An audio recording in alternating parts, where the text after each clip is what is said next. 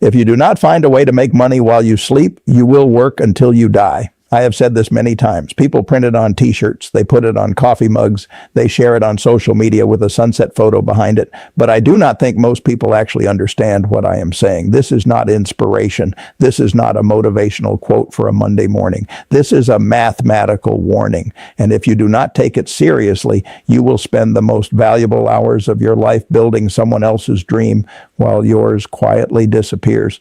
Let me tell you something I observed long before the press conferences and the shareholder letters. I watched people, good people, smart people, hardworking people. I walk into the same trap every single morning. They woke up, got dressed, drove to a building, sat there for 8 or 10 hours, came home exhausted, and then did it again the next day and the day after that for 30 years. And at the end of those 30 years, many of them had nothing to show for it except a resume and a body that was running out of time. I watched this and I asked myself one question: why? Why does this keep happening to intelligent people? The answer changed everything I ever believed about money. You are currently selling the only asset you cannot get back. Not your money, not your house, not your car, your time. Every morning you wake up, you have exactly 24 units of inventory on your shelf. Once those 24 units are gone, they are gone forever. No refund, no restock, no second shift. And most people spend the best 8 to 10 of those units handing them to someone else in exchange for a certificate of value called a paycheck. They think this is normal. They think this is how the world works. But I want to tell you something uncomfortable. In the world of the truly wealthy, this behavior is not admired. It is not respected. It is considered a tragedy. Here is why. Your income as an employee has a ceiling. You can become a doctor. You can become a lawyer. You can charge $1,000 an hour and sit at the most prestigious desk in the building. But the moment you stop moving, the money stops. The machine turns off. You are still just a highly paid laborer. And the most dangerous word in that sentence is not highly paid, it is laborer. Because a laborer without labor has nothing. And one day, whether by choice or by force, every laborer stops. Now, I want you to understand where this mindset comes from, because it did not arrive by accident. Think about your school years. What were you actually trained to do? You were trained to sit still for 8 hours without complaint. You were trained to memorize instructions and repeat them back on command. You were trained to raise your hand and ask permission to speak. You were trained above all else to fear failure, to color inside the lines, to follow the rubric, to never deviate from what the authority figure in front of the room told you was correct. These are not the skills of an owner. These are the skills of a compliant, predictable, replaceable worker, and that is exactly what the system needed you to become. The school system was designed in the Prussian era to produce soldiers and factory workers. It was never designed to produce capitalists. It does not teach you how to read a balance sheet. It does not teach you how to identify a competitive advantage or how to build a system that generates income without your presence. It teaches you one thing with extraordinary efficiency: how to be a specialized part in a machine that someone else owns. And when you graduate, diploma in hand, the system hands you the final piece of the trap. It is called a salary. And most people accept it with gratitude, never realizing it is also a leash. Nassim Taleb once said that the 3 most harmful addictions are heroin, carbohydrates, and a monthly salary. He was right. A salary is a drug. It is a steady drip of morphine that numbs your ambition one payday at a time. It gives you the illusion of safety. You know exactly how much is coming in on the 15th of the month, and that predictability feels good. It feels secure. But here is what that security is slowly destroying: your ability to hunt. In the wild, a wolf does not know when its next meal is coming. So it stays sharp, it stays hungry. It reads the environment constantly. A dog in a cage knows exactly when the bowl will be filled. So it sleeps, it gets comfortable, it loses its instincts entirely. Most people are domesticated dogs living in a cage made of gold. They have traded their freedom for a predictable bowl of food. And the tragedy is not that the cage exists. The tragedy is that they decorated it and called it a career. But here is what keeps me up at night when I think about this. The owner of that cage can stop feeding you at any moment. I have watched this happen in every recession. I have watched loyal employees, people who gave 30 years of their lives to a single company, get let go at 55 years old with nothing but a severance package and a handshake. No assets, no systems, no income that does not require their physical presence.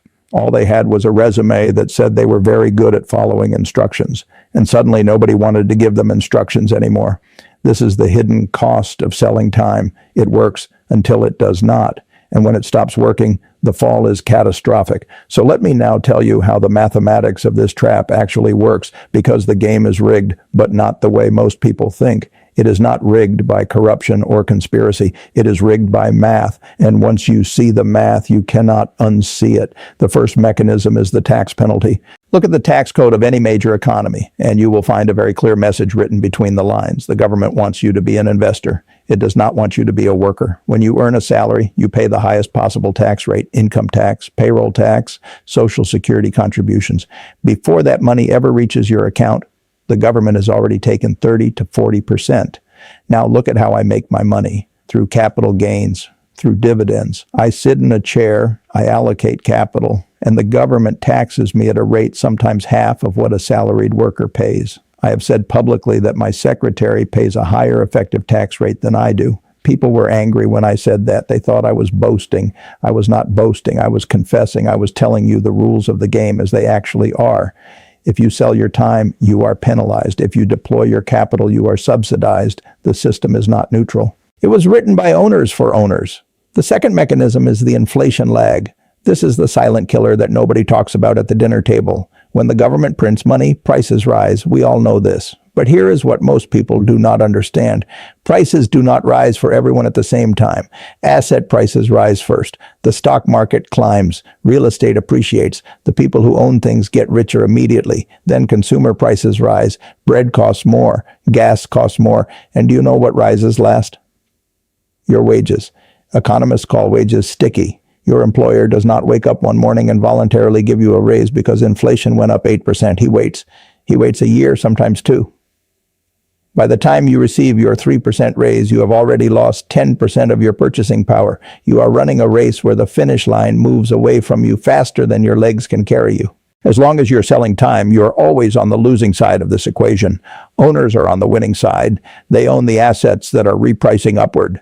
The third mechanism is the most damning of all: linear versus exponential. Selling time is linear mathematics. 1 hour equals 1 unit of income. 10 hours equals 10 units. If you want to double your earnings, you must double your hours. But there is a hard physical ceiling. You cannot work 25 hours a day. Your income is mathematically capped by your biology. Wealth, on the other hand, is exponential. Coca-Cola sells millions of cans every single day, whether I get out of bed or not. Apple moves products across every continent while I am reading at home in Omaha. My income is not tied to my effort. It is tied to the efficiency of the systems I own. A doctor is brilliant, but linear. The moment his hands stop moving, his income hits zero. A medical software company is exponential. It bills patients while the founder sleeps on a beach. You must make this shift from selling hours to owning outcomes, from linear to exponential. If you do not make this shift, you will always be one bad diagnosis, one layoff, one economic downturn away from starting over. Now, I need to ask you the harder question. If selling time is mathematically a losing game, Stow, and I have just shown you that it is, why do 99% of people keep playing it? The answer is not logic. It is biology. It is the psychology of the paycheck. When you receive a salary every 2 weeks, it triggers a dopamine response in your brain. It tells your nervous system, you are safe, you are fed, you do not need to hunt today. Over time, your entire life restructures itself around that drip. You buy a home that requires that drip. You buy a car that requires that drip. You accumulate a lifestyle that is entirely dependent on that drip, continuing without interruption.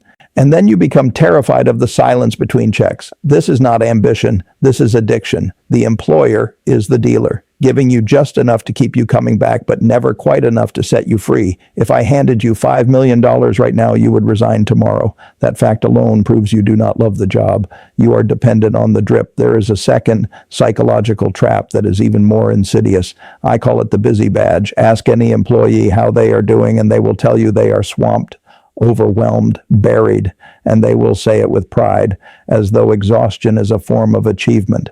In my world, being perpetually busy is not a sign of success. It is a sign of poor thinking. Look at my calendar. There are days with nothing scheduled at all. Charlie Munger's calendar looked the same way for decades. We were not lazy. We were thinking. The employee mindset believes that activity equals productivity. The owner mindset knows that thinking equals value. If you spend every hour chopping wood, you will never have time to design a chainsaw. And then there is the golden handcuff, the title. Corporations are masterful at this particular manipulation. They know they cannot pay you what you are truly worth, or their margins would collapse. So they pay you in something that costs them nothing: status, vice president, senior director, regional manager. These titles are printed on business cards and placed on LinkedIn profiles, and they mean everything to the ego and nothing to the balance sheet. I have watched people stay in jobs that were slowly destroying them simply because they did not want to surrender the title. They valued the applause of the crowd more than their own freedom. When I walked away from my investment partnership in the 1960s, people thought I had lost my mind. I was leaving prestige. I was leaving recognition, but I did not care about the outer scorecard. I cared about the inner one. I knew that if I wanted to build something real, I had to disappear from the spotlight and focus entirely on the compounding. So how do you break out? I am not telling you to quit your job tomorrow. That would be reckless. What I am telling you is that you must quit the mindset today. Stop seeing yourself as a worker who performs tasks for an employer. Start seeing yourself as a business that is currently selling its services to a single client. That shift in perspective sounds small.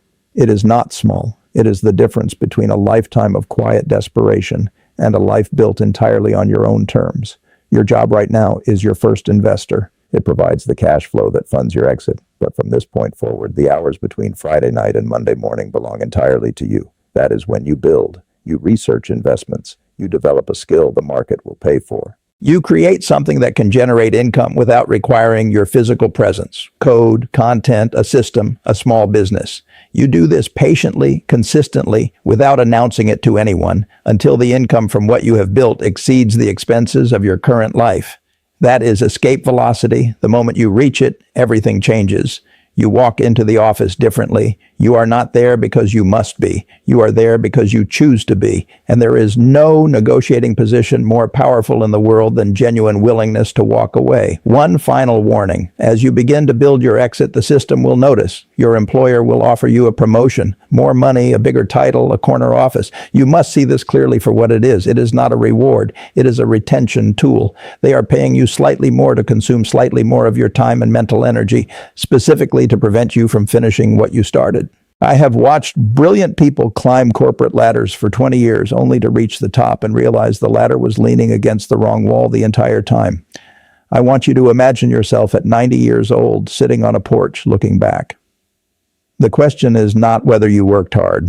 Almost everyone works hard. The question is what you built with that work. Did you build your own life?